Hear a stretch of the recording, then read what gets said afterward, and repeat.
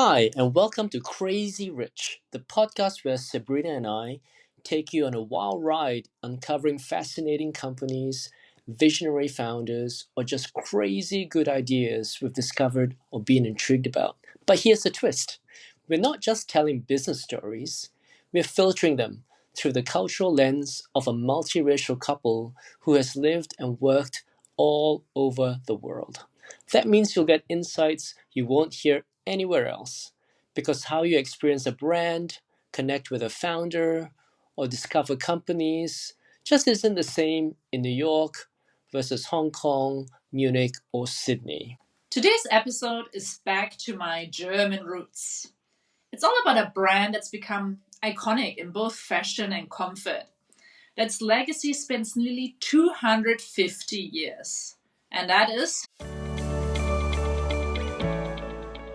Birkenstock. You heard it right, 250 years. Wow.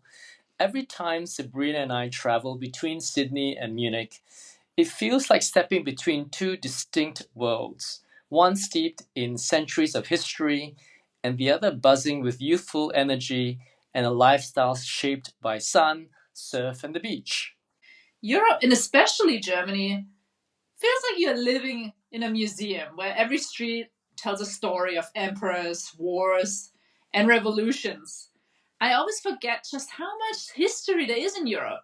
Literally hundreds of years woven into every building, every cobblestone you walk, and every tradition. Absolutely. When I first came to Australia, after spending my entire high school years at a boarding school in Dublin, Ireland, I was astounded at how young Australia is as a country.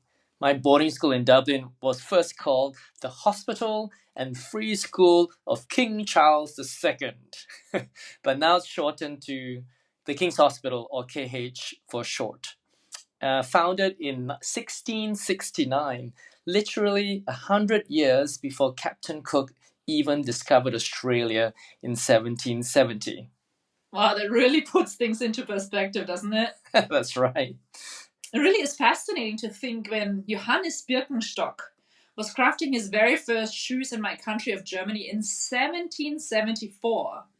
Australia was only just appearing on European maps. But let's side pocket that for now and unpack the history a bit later. Birkenstock isn't just a sandal, it's a lifestyle, a symbol of comfort, and yes, a style statement for people across the world. Today we are going to look at how this small cobbler's workshop from Germany grew into a multi-billion-dollar brand with a massive global reach and a die-hard fan base. Are you a Birkenstock fan? Yeah, I'm definitely a Birkenstock fan. When did I own my first pair? Let's see.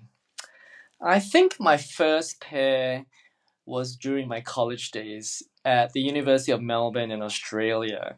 I just arrived from Ireland and I saw this strange looking pair of sandals in the store, and I thought, wow, that looks comfortable and also cool in a pretty unusual sort of way. In this episode, we'll do a deep dive into its history, the major turning points and milestones of its journey till today as a listed company on the New York Stock Exchange. We'll unpack the timeless essence of this brand, how its genius marketing strategies evolved, and ponder what the future may hold for Birkenstock. First, let's rewind 250 years and see how this all began. Sabrina, take us back in history. Let's take a moment to step quite literally into the shoes of Johannes Birkenstock. Picture this. It's 1774. We're in a small medieval German village of Langenbergheim. The air is thick with the scent of freshly baked bread, German bread, and in the distance, clang of the blacksmith's hammer. Farmers lead their oxen home as the church bells toll the evening hour. Candles flicker behind leaded windows, casting long shadows on cobblestone streets where travelers tread their worn leather soles. Langenbergheim was a small village back then with approximately 200 inhabitants, and it is still a small village today, actually, with a population of probably around 2,000. I always find it so amazing in Germany that when you travel outside the main cities, you often still find towns with this old village feeling. Take the famous romantic route drive through the Black Forest, or as the Germans call it, Schwarzwald, and you will come across towns with everyday shops built with Alpine style wooden architecture, cobblestone streets, historic bridges and monuments, even old people in traditional German lederhosen and dirndl wandering around. That's right. Despite the old architecture, today people have a modern life with mobile phones, internet, and ChatGPT. But back in 1774, life was tough. Yeah, really tough. People walk everywhere wearing stiff, uncomfortable shoes, if they can even afford them. Most only own one pair, and when they wear out, they go barefoot. There are no machines, no electricity, just hand tools, candlelight, and the relentless rhythm of manual labor. That's right. And this is the world where Johannes Birkenstock, a modest shoemaker, starts his trade. He is recorded in an old church archive dating back to the 1774 when he was registered as a shoemaker with the local authority. A pretty big deal at that time, by the way. Now, let me explain it better in German. He was actually registered as a Untertan und Schuhmacher. Remember, this was medieval times. Untertan meaning a subject of the local authority, and Schuhmacher means shoemaker. That registration's a milestone. It's a recognition that he's not just a cobbler, he's a craftsman, a significant status in the guild system of the time.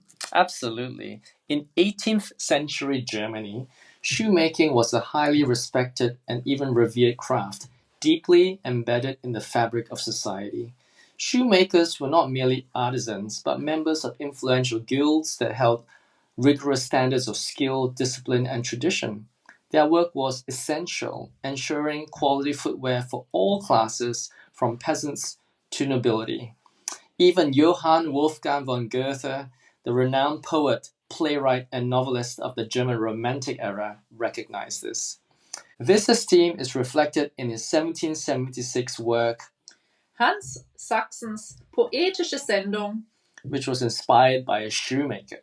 The title references Hans Sachs, a 16th century poet and cobbler from Nuremberg, who embodied the ideal of the educated artisan, someone whose hands shaped materials while his mind shaped ideas. Ah, you're quite a show off. I didn't realize you knew European literature that well.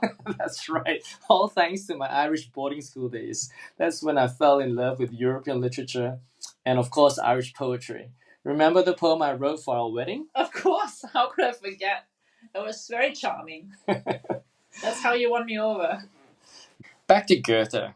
So this work that he dedicated to a shoemaker, it explores themes of poetic inspiration, the dignity of labor, and the intersection of artistry and craftsmanship, highlighting how intellectual and creative pursuits were not limited to the elite, but could thrive within skilled trades. Yes, you're totally spot on. By dedicating it to a shoemaker, Goethe underscored the belief that craftsmanship itself was a form of poetry, requiring both technical mastery and creative ingenuity, elevating shoemaking beyond mere utility to an art form worthy of admiration. Just to bring this down to earth, shoemakers were not just topics for Goethe, it was also a subject of many, many of the most popular children's stories from Germany. Yes, I remember fondly my grandma reading a bedtime story to me as a little girl, Die Wichtelmänner, or better known in the English-speaking world as The Elves on the Shoemaker, written by the famous Grimm brothers. Yes, I remember reading that book many times to our kids. But let's close our eyes for a few seconds. Imagine a scene in medieval Germany where Johannes Birkenstock, master shoemaker, meticulously crafts each pair of shoes by hand, from treating the leather to shaping it over the last, then securing the insole and the sole. Back then, folks in the German countryside didn't have much. Many could only afford a single pair of shoes. So they had to be tough, practical, and built to last. When those shoes wore down, they weren't tossed out. They were taken to the local cobbler for repairs. And in some families, especially the poorer ones, shoes became heirlooms, passed down through the generations. Imagine you wearing your great grandfather's shoes. Yeah, absolutely. I'd rather take my mom's necklaces. So very much like some Birkenstock lovers even today, there are countless stories of owners that have been using and repairing their Birkenstocks over and over again for over 20 years. So to recap and put it all in perspective, Birkenstock was founded in 1774. This was pre-industrial revolution, meaning no factories, no assembly lines, just craftsmanship passed down through generations. The world was still, at that time, relying on simple mechanics, because this was before the practical use of electricity was invented. Remember, Edison only invented the light bulb in 1879, before mass transportation came through the invention of the steam engine. The first railway in England was 1825. And of course, well before the discovery of modern medicine, where Joseph Lister discovered antiseptics in 1867. And yet, despite these limitations, Johannes laid the foundation for a brand that would outlast empires. Wow. And that is so true if you think of all of us wearing Birkenstock still today. Fast forward to the late 1800s, and the next generation of Birkenstocks take over. Conrad Birkenstock is working in the family business, but he isn't satisfied with just making ordinary shoes. At this point, most shoes had completely flat soles, so no arch support, no cushioning, and if you have foot pain, well, tough luck. Today, we take the foot arch and support in all shoes as given, but back in the 1800s, this was true innovation, intelligent innovation, I would call it. Conrad saw an opportunity. In his mind, he was developing a medical approach to footwear. That's right. And this wasn't just an idea. He turned it into a business. In 1896, Conrad opened a shoemaker's workshop in Frankfurt, which today is a 30-minute drive from the family's ancestral home of Langenbergheim. Today, Frankfurt is the financial center of Germany. But back then, amongst other industries, it was also a center of the shoemaking craft at the time. It was a hub for skilled shoemakers. Amongst this crowd, Conrad wasn't just another craftsman. He was a pioneer. He embraced the shoe reform movement, which aimed to make footwear more ergonomic and turn those ideas into reality. He focused on designing anatomically shaped lasts. What are lasts, Sabrina? A shoe last is a 3D mold, traditionally made of wood, plastic, or metal, that shapes footwear by determining its size, width, arch support, and overall fit. Back then, these were made in wood, of course. Ah, those wooden models shaped like a foot that fit snugly into a shoe, right? You see them in these expensive shoe Yes. stores, sometimes as part of the display. I see. Yeah, those exactly those are the ones I'm talking about. Lasts were and still are essential pieces of equipment used throughout the shoemaking process. Lasts set the size and the shape of the final product. In 1897, Conrad created a fully anatomically shaped last, complete with a contoured sole and a rounded heel. So for the first time, there were distinct designs for the left and a distinct design for the right foot. This was a game changer. For the first time, shoes could actually be shaped to support the foot's natural form. So Conrad's first invention was a shoe last that mimicked the shape of the foot. But it didn't stop there.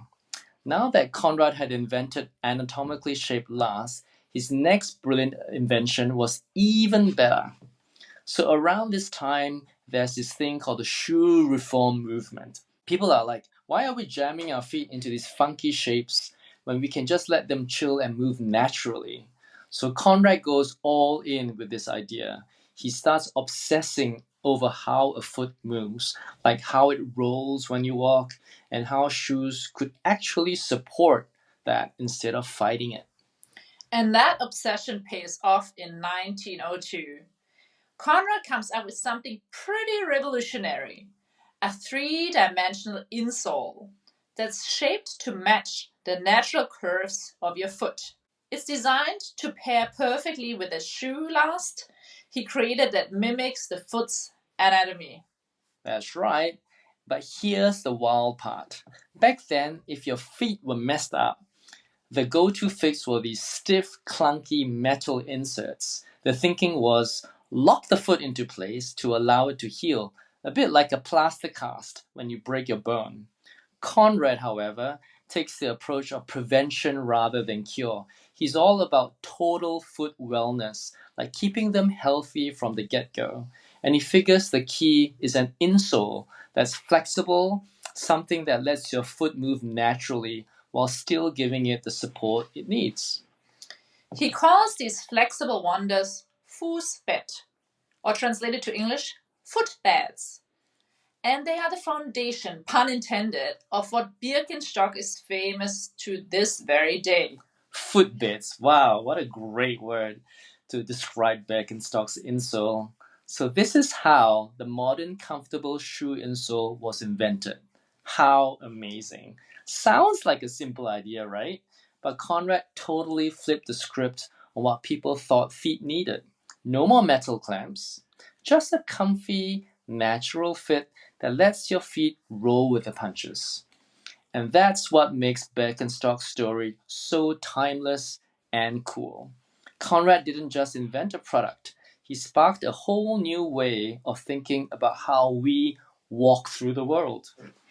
And so the legend goes Conrad walks proudly into the patent office of the time and registered the trademark Fußbett for his company, Conrad Birkenstock GmbH. GmbH or GmbH is a German version of limited liability company, or LLC in America. He opens specialty shoe stores in Germany where he educates people about foot health, a totally radical concept at the time. From these stores, he starts producing and selling flexible, contoured insoles to other shoemakers.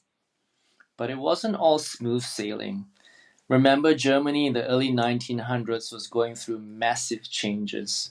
World War One broke out in 1914, and resources were scarce. Leather was rationed, businesses struggled, and the economy was unstable. Conrad was forced to cut costs and moved the business from Frankfurt to Friedberg, a smaller town. But Conrad truly believed in his footbed. And so he doubles down and starts hitting the road, crisscrossing Germany, Switzerland, and Austria. He's giving these nerdy technical talks to other shoemakers and trying to sell them on what he calls the system Birkenstock, his fancy way of saying shoes built on those foot shaped molds and rocking his bandy insoles. He's basically the foot health evangelist of the early 1900s. But here's the thing those early years, they're a bit of a mixed bag. The big shots in the shoe world aren't exactly jumping on board. His ideas are still kind of out there, experimental, edgy, not totally mainstream yet. It's like he's ahead of his time, and not everyone's ready to catch up. But Conrad's not phased. He keeps at it. And then, boom, in the 1920s, he levels up. He sets up a small factory and starts cranking out those insoles on a bigger scale for the first time. It was a bold move, setting the stage for the comfort revolution that Birkenstock would become famous for. Alright, quick recap. Johannes Birkenstock is the earliest recorded mention of the Birkenstocks, a master shoemaker in 1774. Almost 100 years later, Conrad Birkenstock brings us two inventions. One, an anatomically shaped shoe last. Two, a flexible, contoured insole, the footbed, focused on comfort and support simultaneously. Now, let's dive into the next big moment in the Birkenstock story. And it's all about Carl Birkenstock, great grandson of the OG Conrad Birkenstock himself, Stepping up. Sabrina, please set the scene for us. So it's 1954, and Karl Birkenstock joins the family biz, bringing a fresh vibe with his love for new tech and materials. He's totally on board with the family's foot health obsession, especially this idea of naturgewolltes Gehen. What is that? What do you reckon? What is that? First, what comes to mind? Naturgewolltes Gehen. No idea. Which is a fancy German for walking the way nature intended. Oh, I love that. So Carl's carrying this legacy 4 generations deep, and he's like, let's make this happen. He comes up with a genius twist, a standardized insole based on the average of all the feet he's measured. He calls the product the original Birkenstock footbed sandal. But here's the real innovation. Wait for it. Materials. He totally nails it by combining cork and latex and calls this inlay the blue footbed. And that, folks, is how the famous Birkenstock footbed that we all love and wear to this very day was born.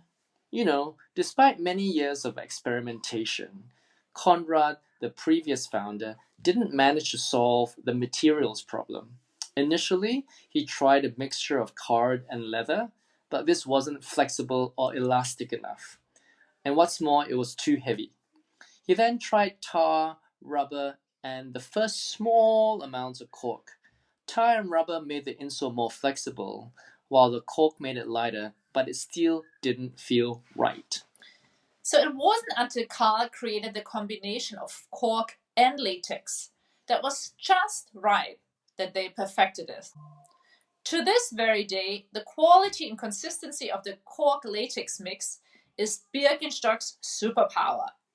It's like the formula for Coca-Cola. Birkenstock's cork latex formula is exact and has remained secret for decades. So Carl finally nails down a super comfortable and super supportive footbed, which is still today's Birkenstock footbed. But hang on, what about the design? Remember, Birkenstocks to me are the perfect combination of design and function. So Carl had function totally pared down with the footbed, but what inspired his design of the footbed sandal? All right, Andrew, let's get into Karl Birkenstock's big design moment. Just like his family before him, Karl's totally tuned into the zeitgeist. What does that mean? Zeitgeist is this fancy German word that means spirit of the time or spirit of the age. I see. Picture it like the big invisible vibe that's floating around in any era.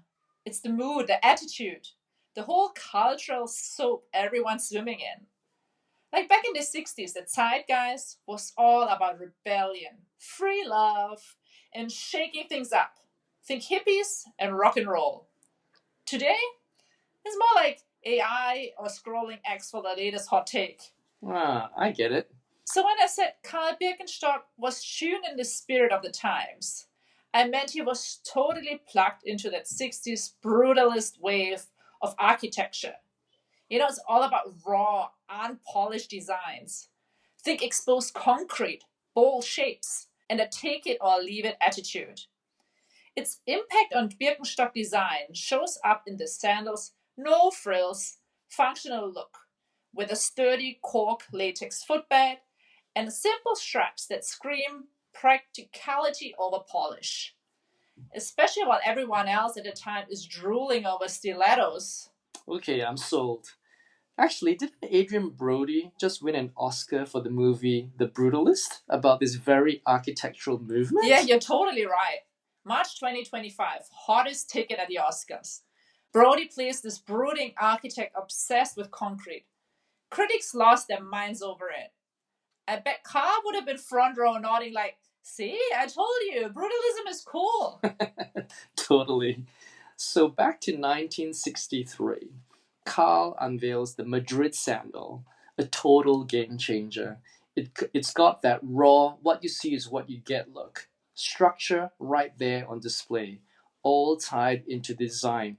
Very brutalism, right? Spot on.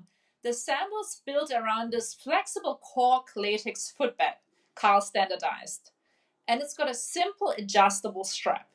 Super straightforward, super functional. But Carl's way ahead of the curve here.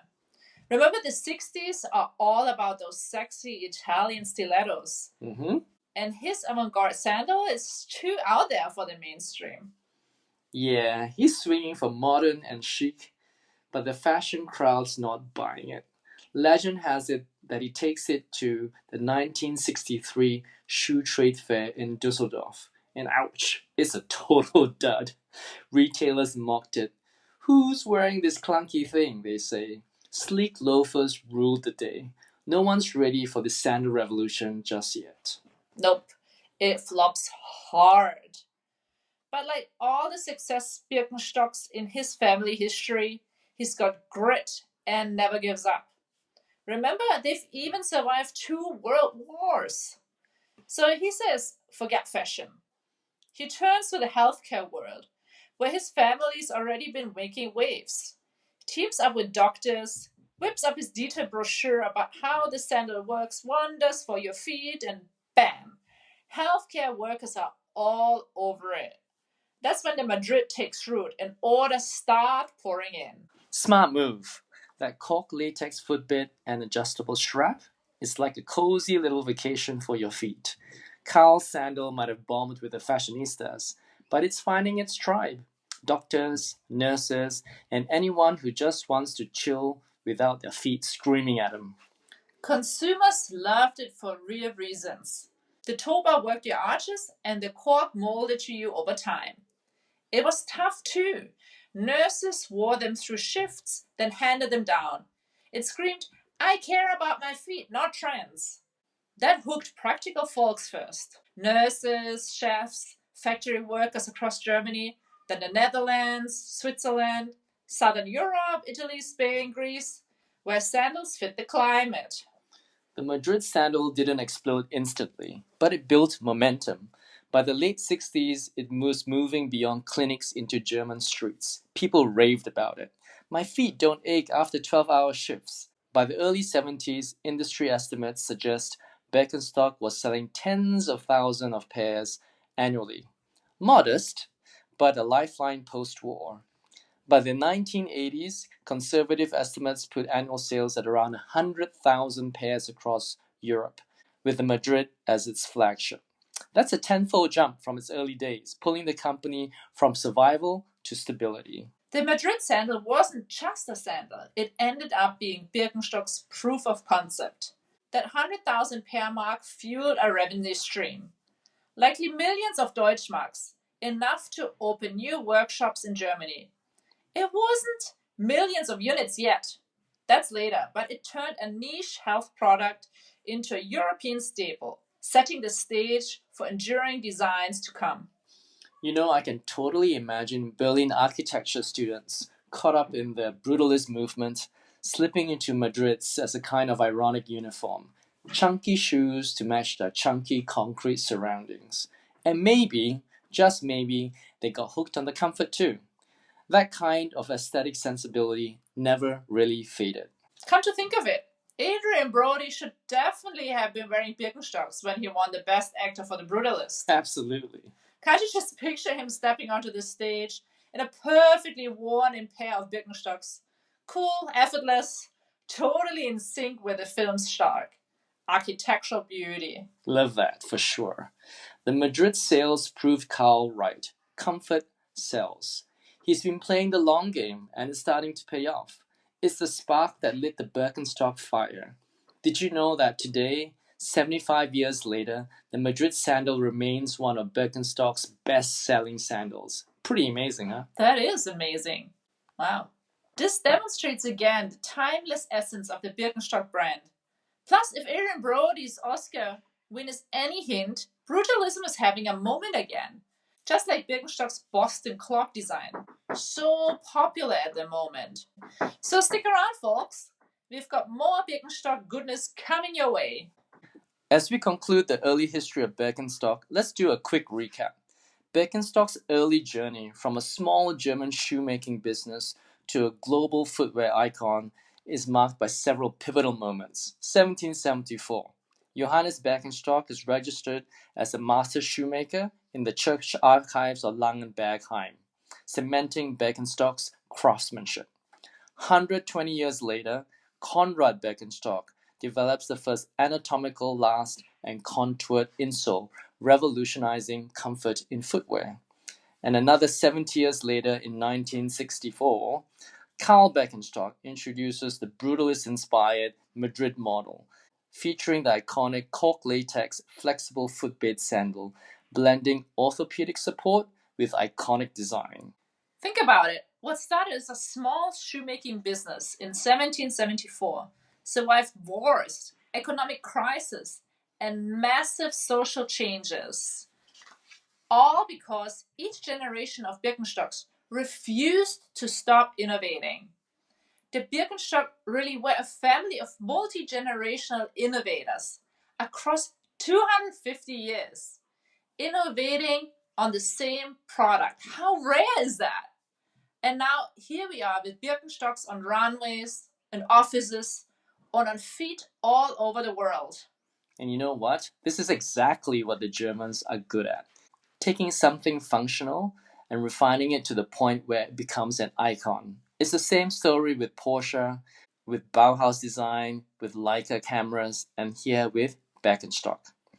It's never about making something that works. It's about perfecting it. Function meets style, and the result is something that lasts for generations.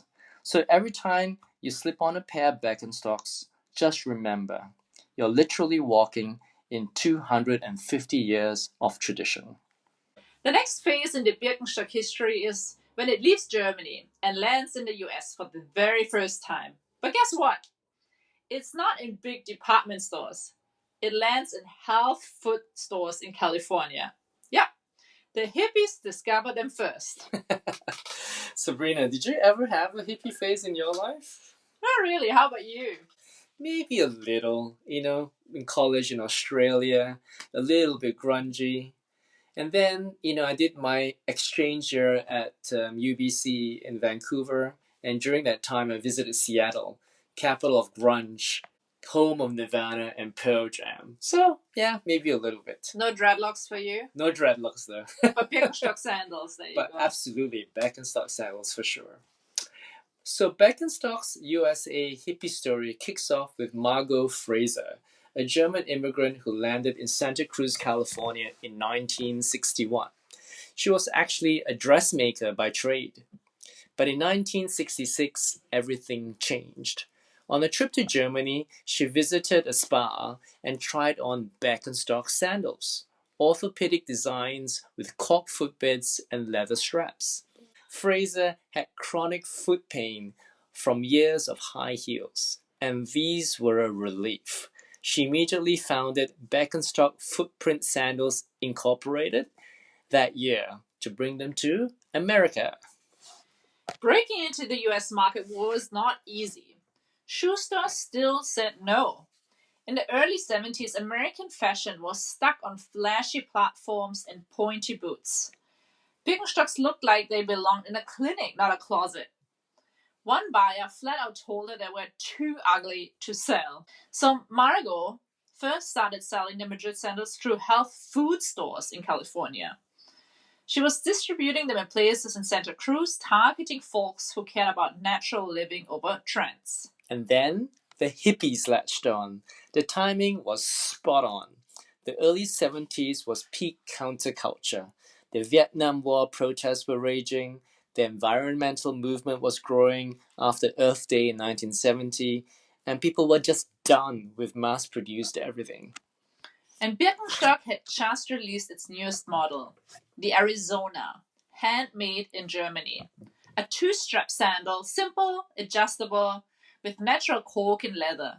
Fit that vibe perfectly. Fraser didn't even have to push it. The word spread fast. It was suddenly everywhere. Communes, colleges, campuses, even music festivals like Woodstock. Woodstock? Wow. So the Arizona's launch wasn't some big marketing splash, it was grassroots.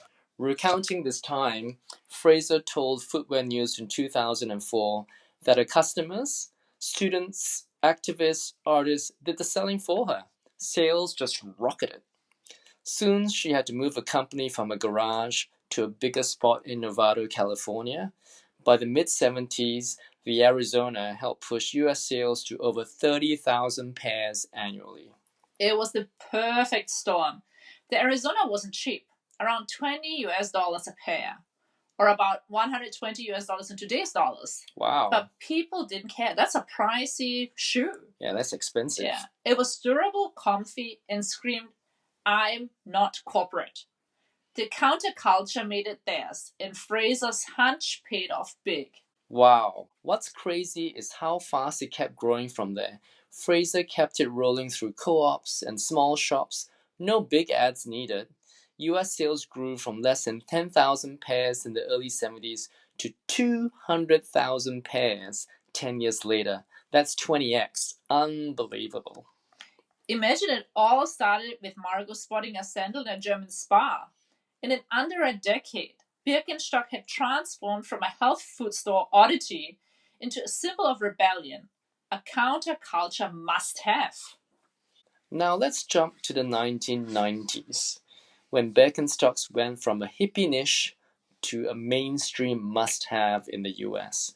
For decades, they were a counterculture staple, but by the early 90s, they were breaking out in a really big way. And the sandals themselves? They hadn't changed at all. Same cork footbed, same orthopedic design from 1896, same focus on foot health the Birkenstocks stuck to like glue. Aesthetics met function, but they never bent for mainstream fashion trends. What changed was perception. Suddenly, they weren't just for health nuts, they were everywhere. The 1990s were a total game changer for Birkenstock.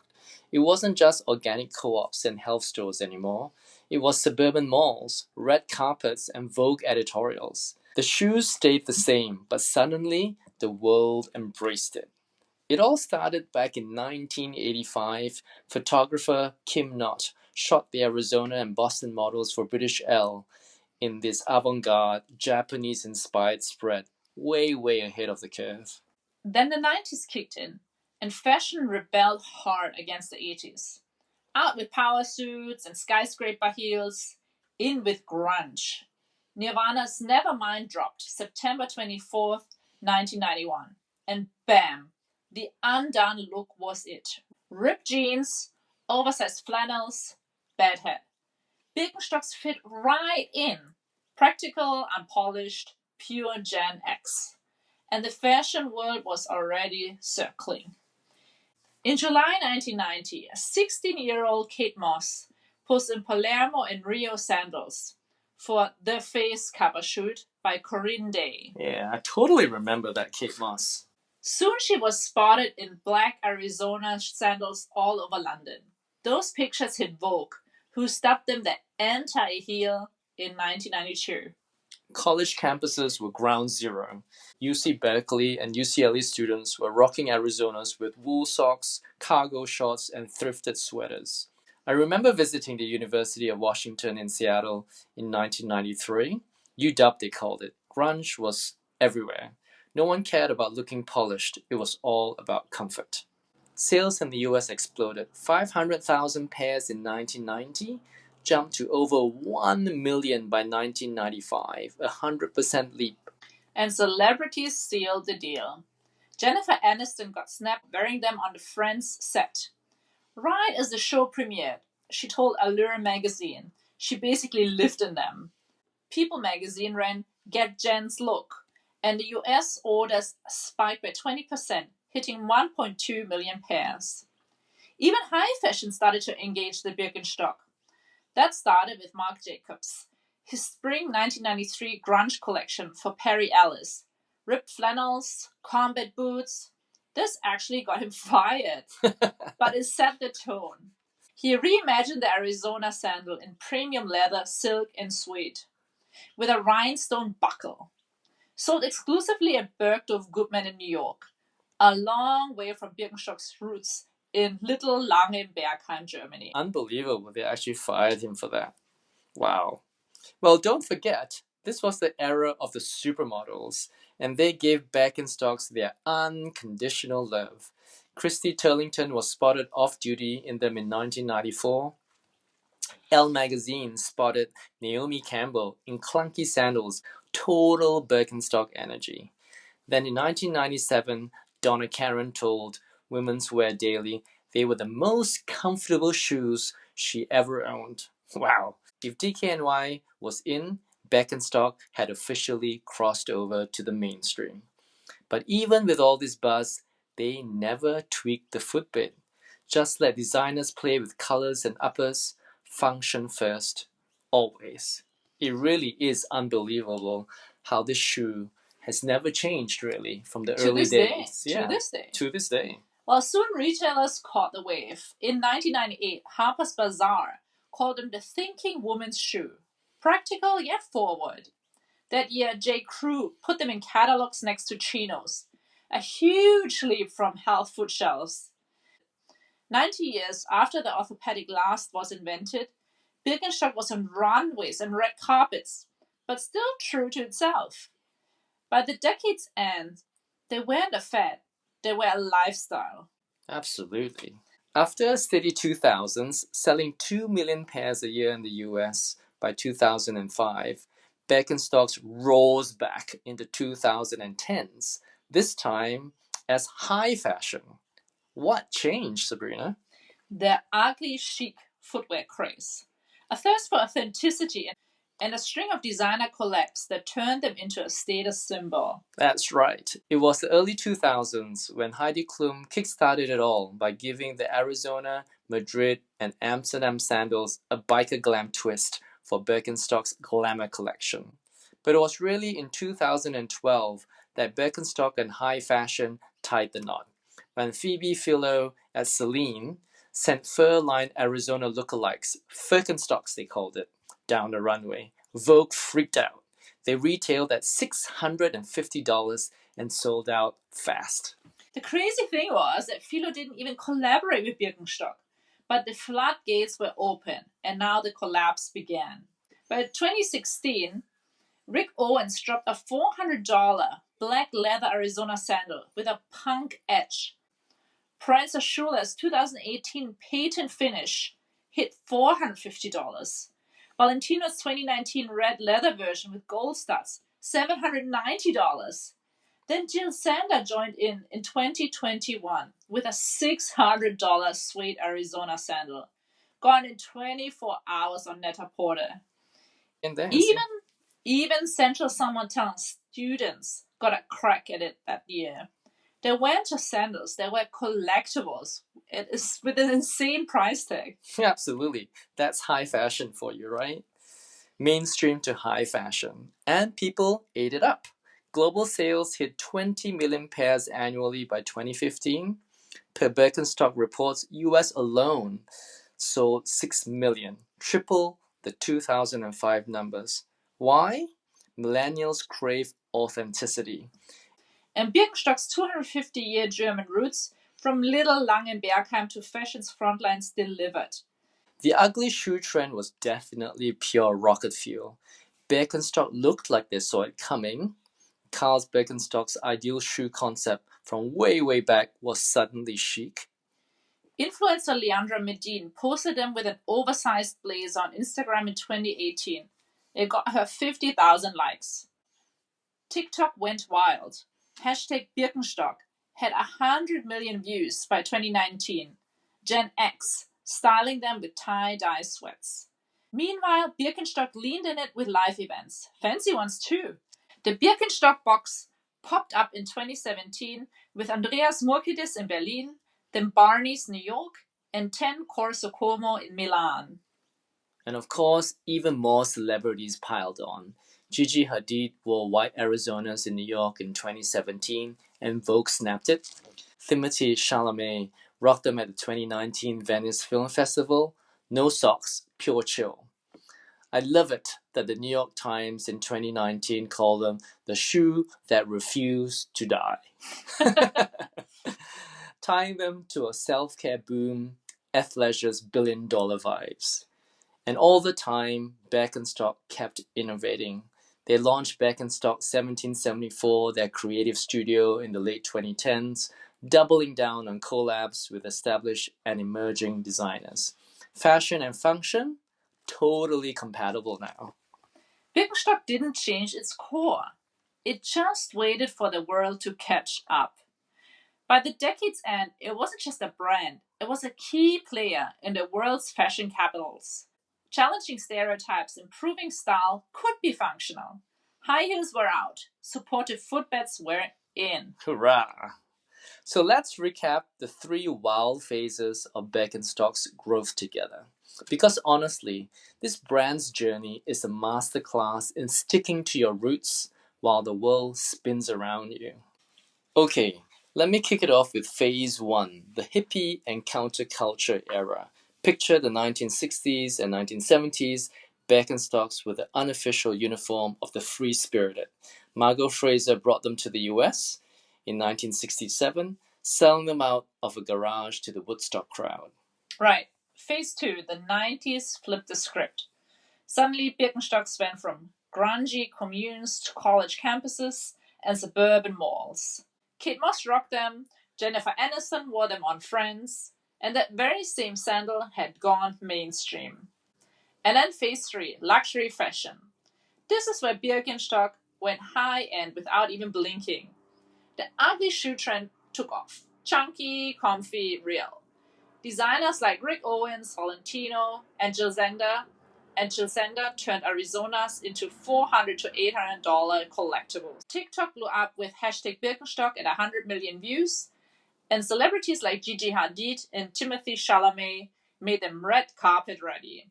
It was eco-conscious chic meets luxury status.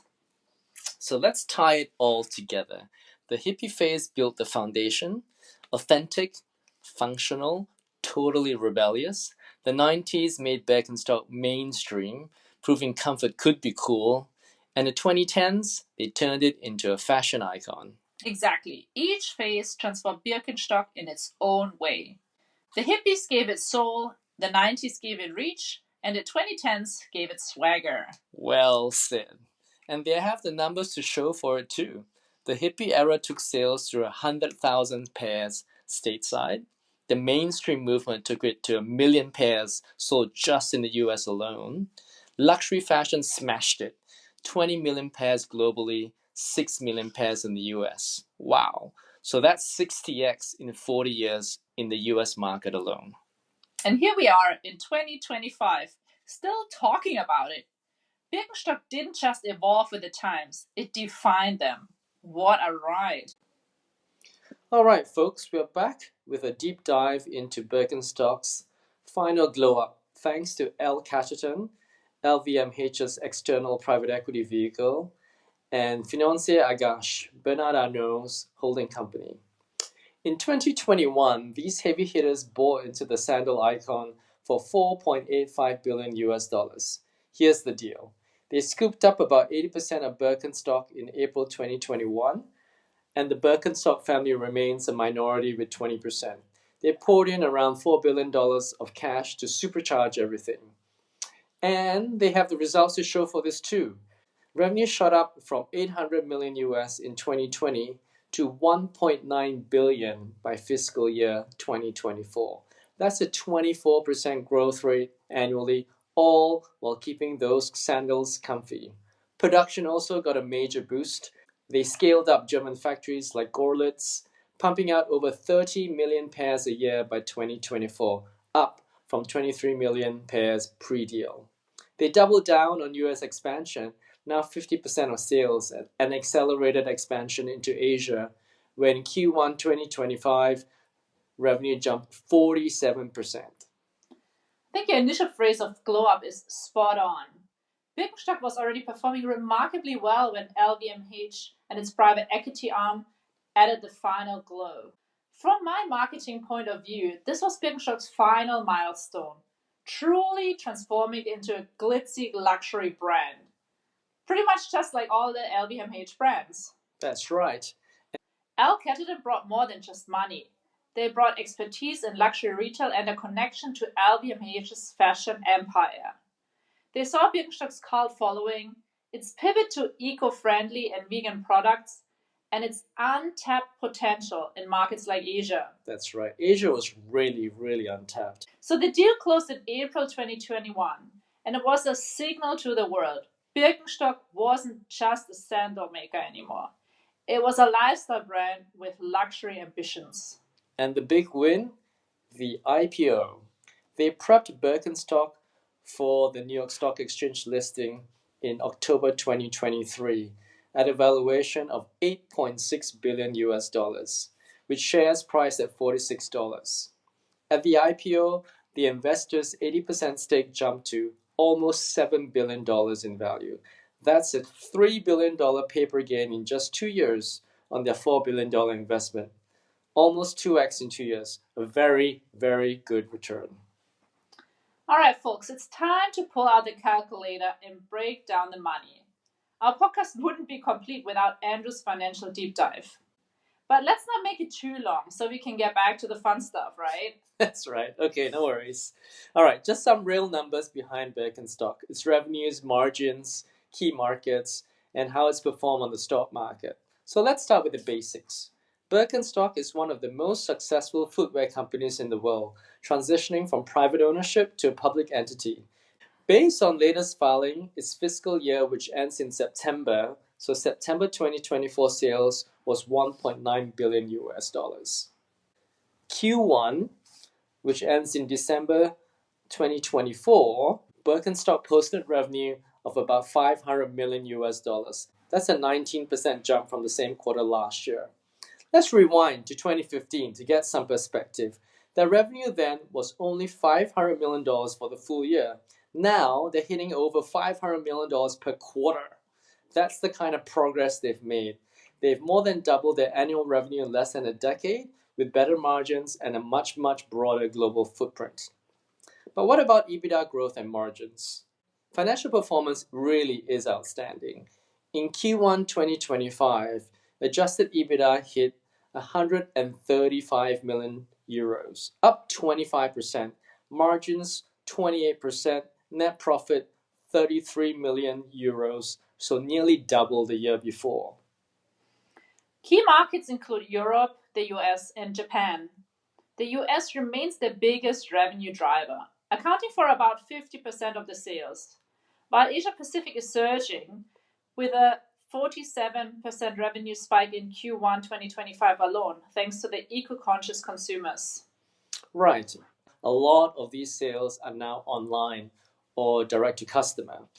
Online sales have stabilized post-COVID to represent about 40% of total sales. Pretty awesome to have locked in all those COVID online gains, right? Yeah, in terms of product design, they've nailed the sustainable footwear trend.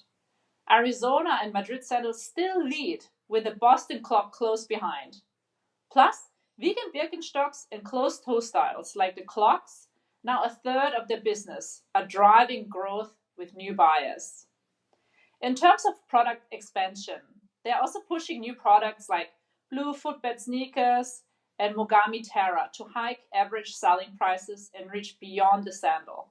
So, as a short and sweet conclusion to this financial deep dive, Birkenstock has definitely proved its brand strength and growth potential in both luxury and sustainable markets, just as Al Catterton envisioned. All right, so we've talked a lot about Birkenstock itself. We have a good feel for its financials now as well and how successful it has been. But let's take a step back and do something what I like to do is just have a quick comparison to some of its biggest competitors in the footwear market. So I think a good comparable are Crocs and Havaianas. How does Birkenstock stack up against these brands, right? Great question. Let's start with Crocs. Now, Crocs and Birkenstock share some similarities. Both are incredibly comfortable and have a strong cult following. But when it comes to style, they are on opposite ends of the spectrum. Birkenstock leans into a more minimalist, earthy aesthetic, while the Crocs embraces bold, sometimes wacky colors and designs. And to be fair, Crocs has had impressive growth in recent years. They're actually a larger company by sales. Their revenue grew from 1.4 billion US dollars in 2020 to just about $4 billion in 2024. So it's larger on the top line. EBITDA margins, percentage of sales online is approximately the same as Birkenstock, right? But what's really interesting is although Crocs sales is 2 times Birkenstock. Remember Birkenstock's last fiscal year was 1.9 billion US and Crocs is 4 billion, so almost twice of Birkenstock. As of March 2025, Birkenstock's market cap is almost $8.6 billion, while Crocs is only $6 billion. So in terms of multiples, the market is clearly preferring the growth profile and luxury resilience of Birkenstock instead of Crocs. Yeah, that's how the brand resonates to me too. I mean, Birkenstock still leads the pack in terms of brand heritage and its loyal following. Birkenstock's story is deeply rooted in health and well-being, while Crocs is more about comfort with a bit of flair and fun. That's right. And of course, then let's have a look at Havaianas. Remember our honeymoon, Sabrina, in Brazil? Of course, how could I ever forget? I mean, everyone was wearing these iconic Brazilian flip-flops on the beaches of Ipanema and Copacabana. Yeah, for sure. Havaianas has a much more casual, beachy vibe, and it's become a beach symbol in some parts of the world. Right, Havaianas operates in a more affordable mass market space, while Birkenstock has positioned itself as a luxury comfort brand. It's the difference between buying a $20 pair of flip-flops versus a $100 plus pair of sandals that will last you for years. In terms of finance, Havaianas is listed in the Brazilian Stock Exchange under its parent company, Alpargatas. Although it provides almost 90% of the parent's revenue, it's a much smaller company at $820 million of revenues and a market cap of just $1 billion. So just to recap size, Havaianas' market cap is $1 billion, Crocs is $6 billion, and Birkenstocks is the largest at $8.6 billion. Growth of Havaianas is also much slower than Birks and Crocs. CAGR is only 3% from 2020 to 2024. Online sales is 25%, and sales to the US is 25% again. Again, smaller numbers than both Birkenstocks and Crocs. So ultimately, in terms of a comparative to other footwear brands like Crocs and Havaianas, Birkenstock has found a sweet spot in the market. It's offering comfort with style, sustainability with quality, and luxury without compromising its roots. That's the major differentiator. Exactly. Birkenstock is about bringing a sense of purpose to fashion. It's not just about creating a product, it's about creating a movement, one that champions health, sustainability, and individual expression. And that's why they've endured for over 2 centuries. Absolutely. And you can totally see that on the financial side, on how the market perceives the company. Yeah.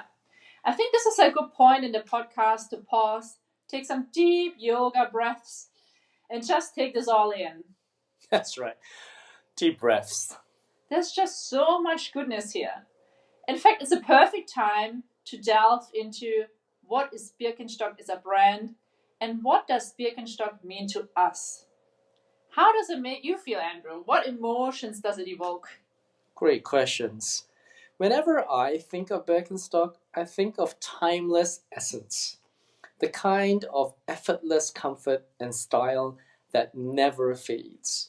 But the author, Andrea Schneider-Braunberger, writes in a book, Birkenstock, The Evolution of a Universal Purpose and Zeitgeist Brand.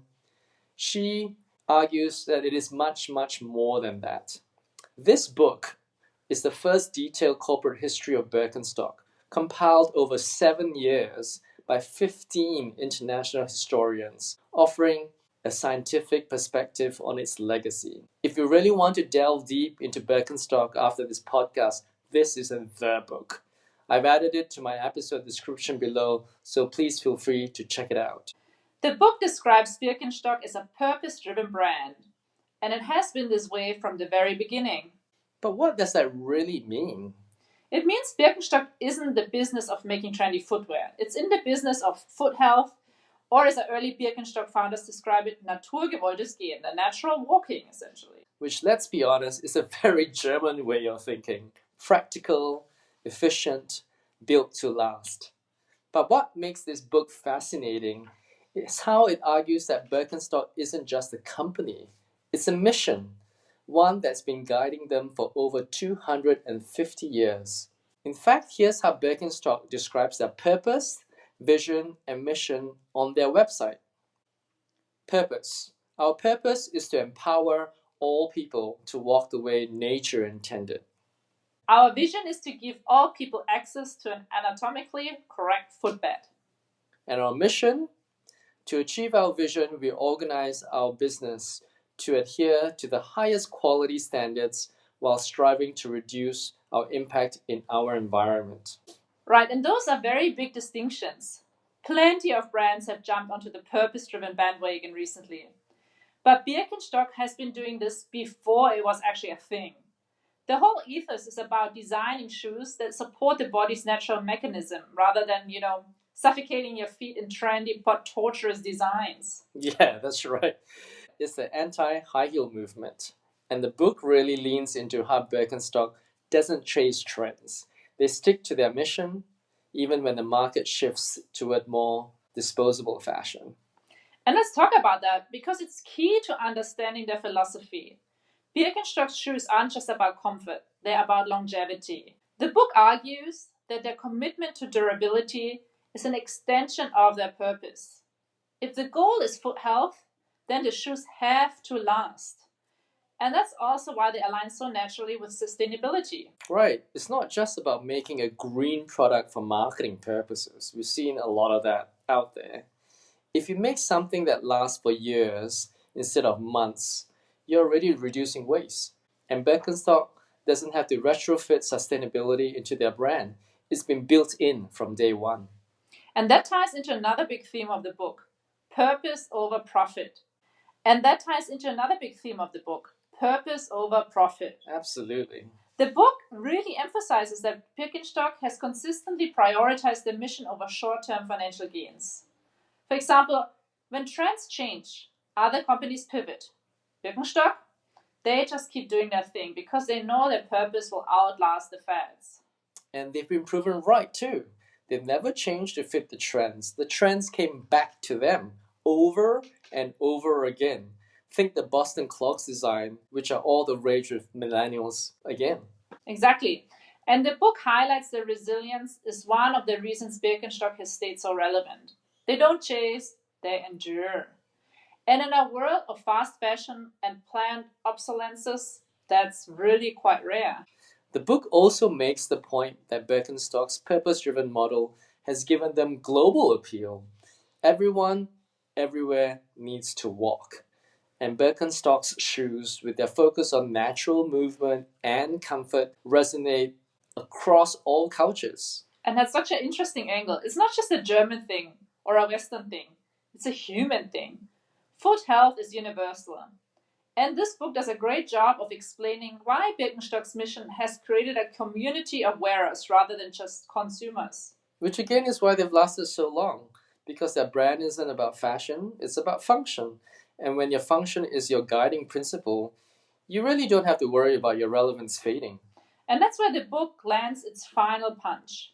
Birkenstock's legacy isn't about sales figures or even the growing cultural cachet. It's about impact. Their mission, foot health, and natural movement has shaped generation. That's why they will keep going and endure. Absolutely. So it's purpose over hype. You gotta respect that. Sounds like Birkenstock's out here playing the long game, but with a conscience. The book calls it a quiet revolution footwear. They're caretakers of natural movement, delivering real benefits worldwide. That's why whenever I think of Birkenstock, it evokes a timeless and enduring essence. You see this in the fact that the Madrid sandal, despite being 65 years old, is still one of Birkenstock's top selling styles. Yeah, I mean, it's pretty amazing. So let's go through it in chronological order. All the major styles that have shaped the brand's enduring success, even to this very day. Alright, let's start off with the Madrid sandal, which was introduced in 1963.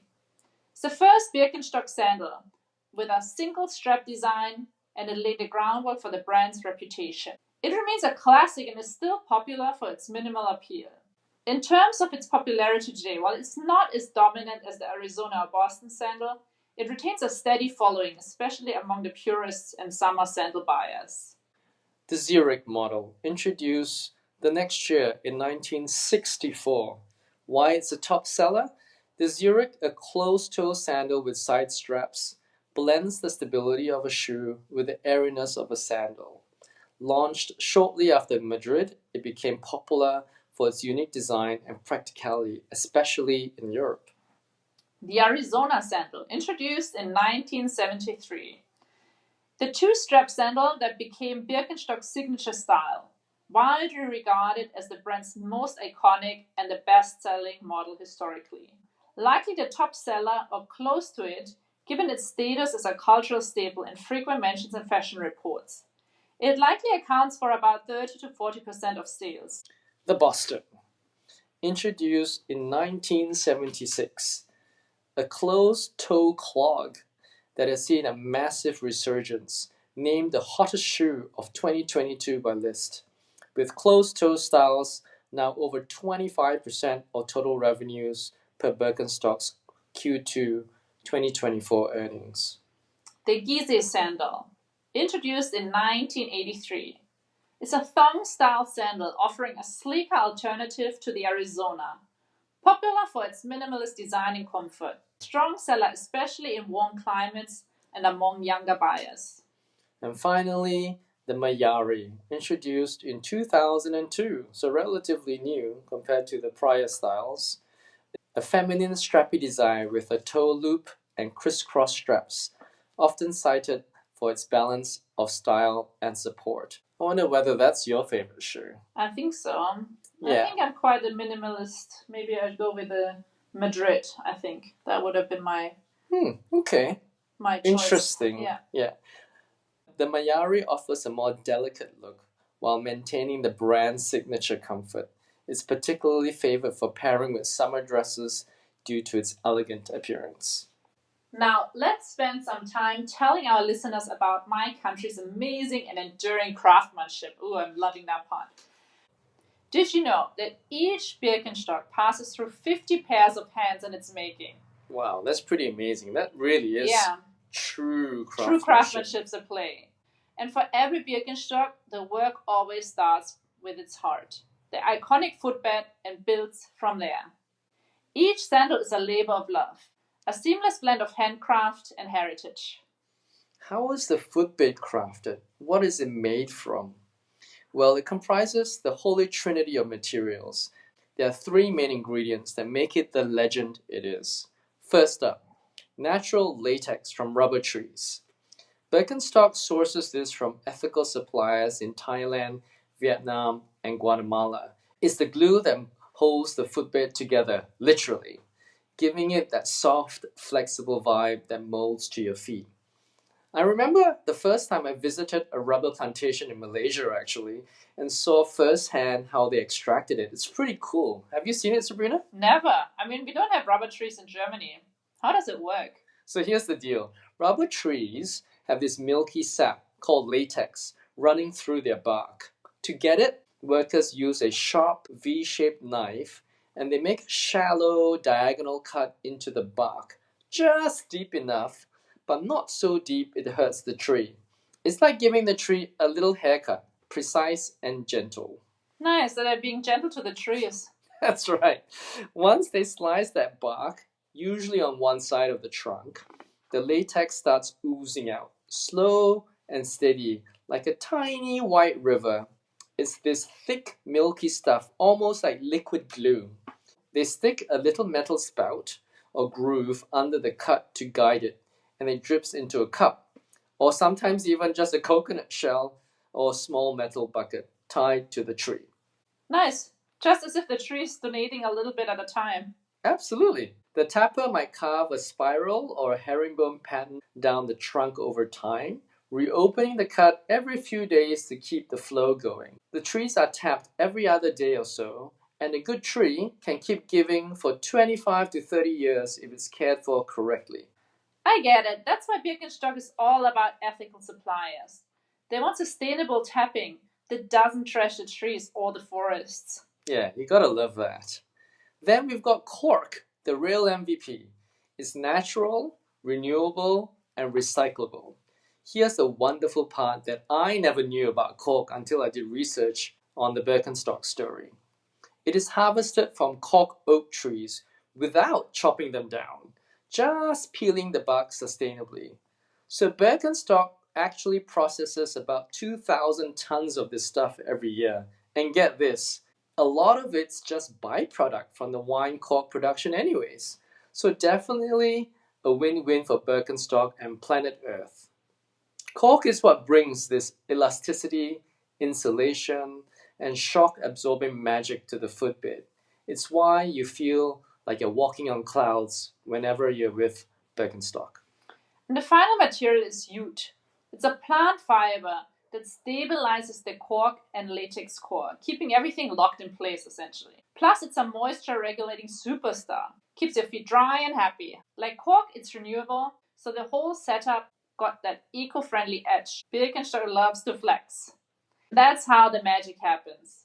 Every single footbed, the sole of the Birkenstock sandal, is 100% made in Germany. You will see Made in Germany stamped on every footbed. It's a promise of Birkenstock's 250-year heritage in craftsmanship. Even to this very day, the majority of their sandals are still made in Germany. In fact, they've been expanding production facilities all across the country. Rhineland-Palatinate, North Rhine-Westphalia, Bavaria, where Sabrina is from, Hesse, and Saxony. Why is Made in Germany such a big deal, and how did that label become a badge of honor? Andrew, I know you've got the scoop on this one. Yeah, it's actually a pretty cool story, and definitely worth a sidetrack here for a few minutes. So, made in Germany was initially not meant to be a mark of pride, but rather of inferiority. That's right. Back in 1887, the British Parliament passed the Merchandise Marks Act, forcing imported goods to show their origin. German products were flooding the UK market at that time, cheap knockoff of British stuff. And the Brits wanted to warn people like, hey, this is German, buyer beware. So Made in Germany was slapped on as a scarlet letter to protect their own industries in the UK. That's certainly not the vibe today. A total plot twist, right? At first, it had a stigma. German goods were seen as mass produced, low quality stuff compared to British craftsmanship during the Industrial Revolution. But Germany didn't just sit there. They leaned into industrialization, pumped money into technical education, and started innovating like crazy. By the early 1900s, companies like Siemens and Krupp were turning heads with engineering chops, and later car makers like Mercedes-Benz and BMW joined the party. That label started shifting from cheap copy to reliable and skilled.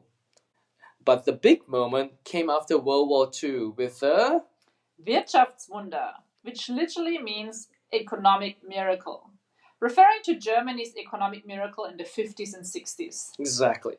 West Germany rebuilt itself into an industrial powerhouse, and brands like Volkswagen, Porsche, and Bosch showed the world that German made meant durable, innovative, and precise, very much to this very day. Did you know they even set up a Deutsches Institut für Normung, DIN for short, to enforce crazy high quality standards? Over time, Made in Germany became a marketing goldmine. Think precision engineering, trustworthiness, and stuff built to last. Pretty cool story, right? Totally. For Birkenstock, it's about that meticulous craftsmanship. Those cork footbeds shaped in German factories, screaming absolute attention to detail and quality. All right, folks, we're coming up to the end of our podcast, so let's look ahead. Where's this 250-year-old sandal giant headed next? Sabrina, what's the word on their future? I think it's all about sustainability and new horizons, especially Asia. Birkenstock's built its name on comfort and quality, but they are doubling down on eco consciousness to lead the charge in a greener footwear world. They're not just crafting shoes, they're crafting a sustainable legacy. With conscious consumerism on the rise, it feels like this is totally Birkenstock's playbook to stay ahead of the game. They've always used natural stuff, right? Cork, jute, leather, latex, but now they're pushing vegan options and cutting edge green production. Exactly. They're gunning for carbon neutrality by 2030. Think eco packaging, lower emissions, and smarter supply chains. And I think, Sabrina, you're totally right. There's the untapped market of Asia. The Asia Pacific region is a gold mine. Sales there have already spiked 47% in Q1 2025 alone. They're setting up subsidiaries in China, Japan, and India, riding the wave of eco-aware buyers who want sustainable kicks. That's L. Catterton's global playbook at work, turning Birkenstock into a household name beyond just the US and Europe. Yeah. I mean, Asia is huge. The US still drives 50% of sales. But Asia Pacific's catching up fast. They've opened new stores and tailored marketing, like vegan sandals for younger, green minded shoppers in Shanghai. Pair that with closed toe stars like the Boston Clock, and they're winning year round appeal in colder markets like Japan. Absolutely. And the numbers back it up too, right? This 47% Asia Pacific growth isn't just a fluke, it is totally strategic. They're capturing a chunk of the footwear market projected to hit 150 billion US dollars in Asia by 2030. I feel that Birkenstock is the kind of company with a history and brand essence that would totally nail the balance of innovation, now with its eco innovations, and Birkenstock's timeless essence that shines through the resurgence of the Boston Clock. Couldn't have said it better. Birkenstock's proving you can grow big, stay green, conquer new markets like Asia, all while keeping those cork soles iconic. Wow, what a journey we've taken today. From Birkenstock's origins back in the 18th century all the way to its position as a global icon in the 21st century. We are really excited to see where the brand goes next. Absolutely. So, whether you're a die-hard fan or a casual observer, Birkenstock's story is one of perseverance, innovation, and staying true to your values no matter what. Thanks for joining us on this deep dive into the history, business, and future of Birkenstock. We hope you've learned something new and maybe even feel inspired to take your own steps toward building something timeless. What's your take, listeners? Sabrina and I would really love to know. Please feel free to fill out the poll below or just email us with your thoughts. Of course, don't forget to hit subscribe and follow our podcast. There will be many more exciting episodes to come. Until next time, folks, stay comfortable, stylish, and always remember, it's not just about the shoes you wear, it's about the life you live in them. Auf Wiedersehen. See you soon.